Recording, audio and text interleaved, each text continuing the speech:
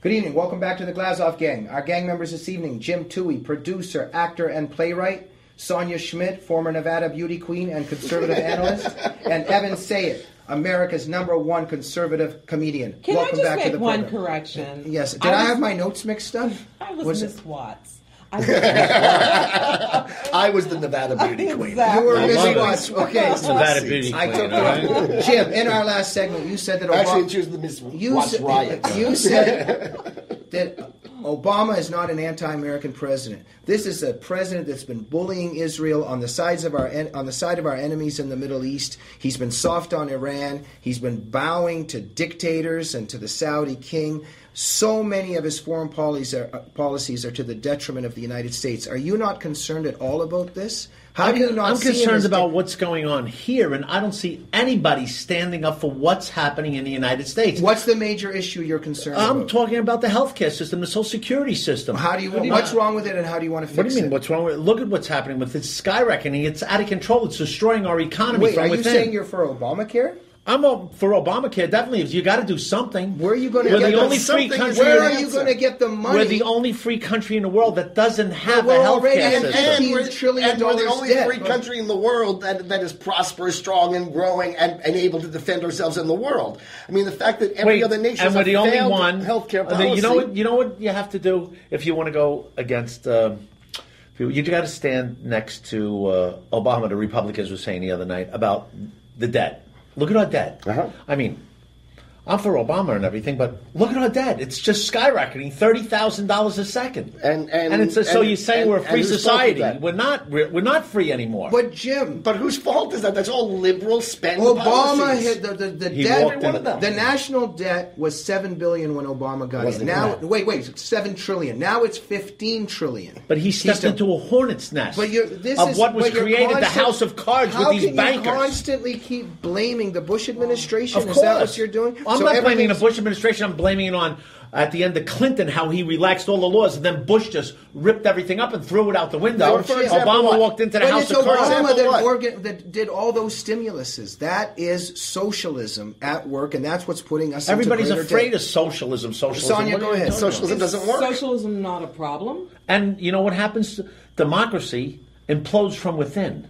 And as Karl Marx says it. And it's happening right here as it did in Rome. How's the Soviet Union doing these days? Sonja, give us some of your wisdom. I have no wisdom. I don't even know how to respond to Obamacare is good, when nobody even knows what the bill is because no one has read it. And then the few things that we're finding out about it is going to put us in deeper financial detriment. I ain't getting any younger, but I hate to think of what's going to happen when medical care is rationed. I can't think of any place that has socialized medicine where it's actually working. It's bad enough when you go to... It works in Europe. It works in England. No, it doesn't. It works in England. I know people that live there. I lived in Italy. I know it works. I know people with a lot of money. The only people that I know who live in foreign countries that say it works are people who have money to make it work, which are the same people who here... Jim, why do Canadians come to the United States for operations and for medical? We have 300 million and they're people begging here. us not to go down that road. Okay, let me finish on this. If you're rich, it works for you very well. If you're poor, it works for you very well. But if you're in the middle and your child gets cancer, guess what?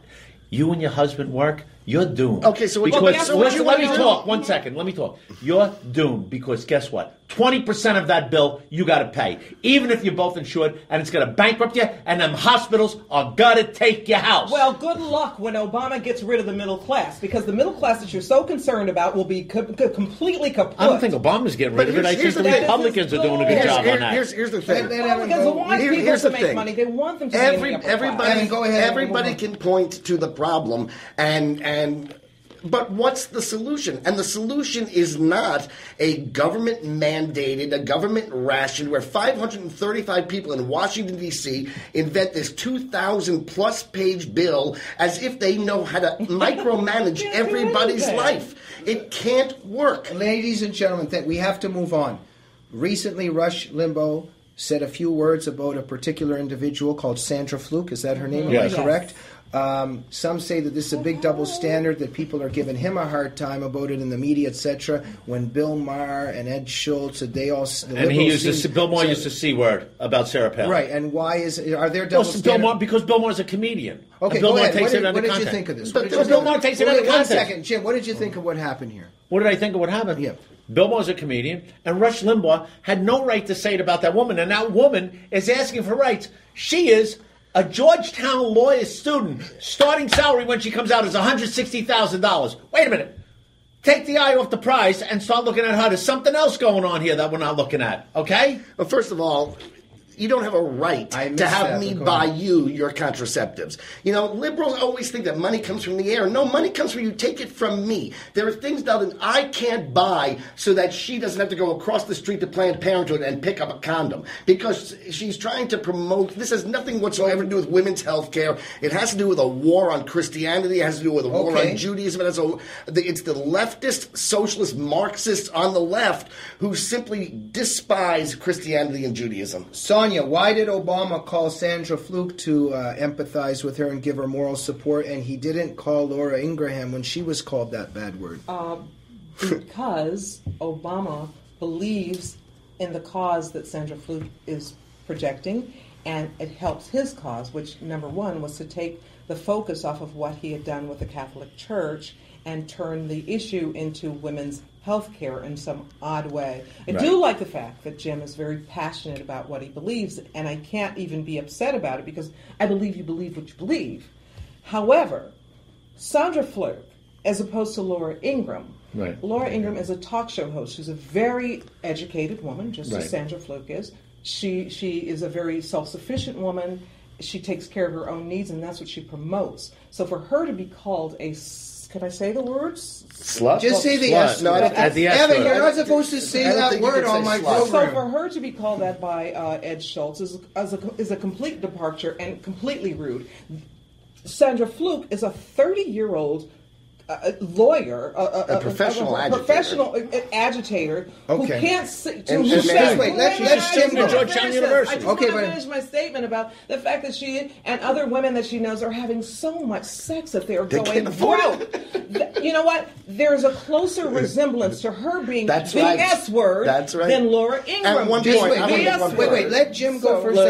Let me say something. Isn't it cheaper for us to pay for condoms and birth control than unborn children running around in the ghetto and in society? And what happens to them? They grow up and they become criminals, or they get big dead beat. I'm sorry. I am the woman who was born and raised in the ghetto, single parent, pregnant, took care. You know what I did? I didn't ask the government to take care of my children. I didn't ask the government I'm sorry. I didn't take the government ask the government to take care of my child, my birth control. When I found myself in the position, I did what I could to get myself out of that position. Yes, I was on government assistance for a short period of time, but I knew that was something that was only for a short period of time. That was nothing that anybody owed me. Thank you. You're stressing individual responsibility. Exactly. Evan, you had some wisdom. I just wanted to address the point about Bill Maher being a comedian. You know, that's not a cover-all for every vicious, hateful, slanderous thing that you say. Because you're a comedian and you don't say bad things about people. Well, no, I do say bad things about people, but you can tell that they are jokes because they're funny. They're clever. There's a turn of a phrase. There is something that qualifies it as a joke. And simply coming out and viciously calling a conservative woman a vicious name and pretending that you can get away with it because you're a comedian. There is nothing comedic. Right. It's just hate and vitriol. Jim, don't you see when David Letterman says that about Trig Palin, when Bill Maher says that about Sarah Palin, when Ed Schultz says that about Laura Ingram, don't you see a double standard here that the liberals can be very vicious about women and leftist feminists are nowhere complaining, but when it's done about conservative women, the whole, nobody cares. And who's responsible for that? Is the media responsible for that? They're responsible for fairly taking a middle road and being as upset about Bill Maher saying something far, far worse about somebody who had no reason to be called that, as opposed to somebody who said something slut. Who cares? Meanwhile, at least, and Sonja's right, at least it was a sexual issue they were discussing. Ladies and gentlemen, there was no reason to we do have it to call it Mark quits. hate. We have to call it quits for tonight. But Evan, is it true that you've been called the S word on many occasions? And the C word. And he loves And the it. C word. Me too. We'll be back tomorrow night for the final edition of the Glazov Gang. The C word's cute, right? Reflections No. on the Republican race for president. Join us tomorrow evening.